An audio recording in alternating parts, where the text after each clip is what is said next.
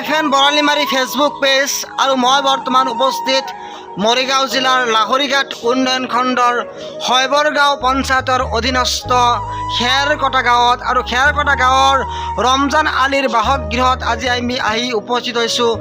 এই ৰমজান আলী এজন শাৰীৰিকভাৱে সক্ষম বিকলাংগ মানুহ। তেখেতৰ এখন ভৰি অচল আৰু ভৰি অচল হোৱা তেখেতে গাঁৱে গাঁৱে গৈ মগনীয়াৰ হৈ গাঁৱৰ ঘৰে ঘৰে গৈ ভিক্ষা কৰিবলগীয়া হয় আৰু প্ৰধানমন্ত্ৰী আৱাস যোজনাৰ পৰা এইজন ব্যক্তি বঞ্চিত হৈ আছে। শৈবৰগাঁও পঞ্চায়তে আজিলৈকে এখন ঘৰৰ যোগাৰ ধৰিব পৰা নাই এইখন বৃদ্ধা লোকক। আৰু এই যে মোৰ পিছফালে যিখন ঘৰ আপোনালোকে দেখা পাইছে, এইখন ঘৰেই হৈছে একমাত্ৰ ঘৰেই হৈছে ৰমজান আলীৰ ঘৰ। আৰু এই ৰমজান আলীৰ ঘৰত মুঠতে 5জন সদস্যক লৈ থাকিবলগীয়া হয়। এটা সৰু কোঠালি, সেই কোঠালিৰ ভিতৰচোৱাত আমি যাম আৰু যোৱাৰ আগত ৰমজান আলীৰ লগত কথা পাতিবলৈ যত্ন কৰিম। কি ক'ব চৰকাৰক, কি ক'ব? আপোনাৰ ঘৰ নাই আজিলৈকে? স্যার আমি আজ পর্যন্ত কিছু হয় না, থাকবার হয় না, কষ্ট করতেছি স্যার।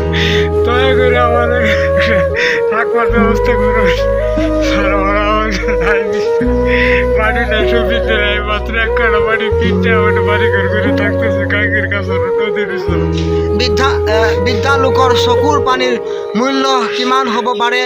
এচাক মাত্ৰ এটা সৰু ঘৰৰ কাৰণে এনেদৰে কান্দিব লগা হৈছে।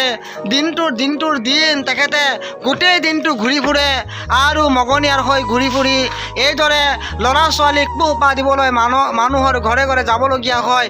আৰু এই ক্ষেত্ৰত প্ৰধানমন্ত্ৰীৰ আৱাস যোজনা ঘৰৰ পৰা এইদৰে বঞ্চিত হৈছে এজন বৃদ্ধা লোক আৰু শাৰীৰিকভাৱে অক্ষম লোক।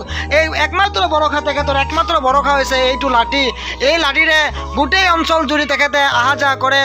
আৰু শৈবৰগাঁও পঞ্চায়তৰ প্ৰেচিডেণ্ট তথা সচিবক বিনম্ৰতাৰে আহ্বান জনাইছে যাতে এটি সৰু ঘৰৰ ব্যৱস্থা কৰি দিয়ে এইজন ৰমজান আলীক, খেৰকটা ৰমজান আলীক।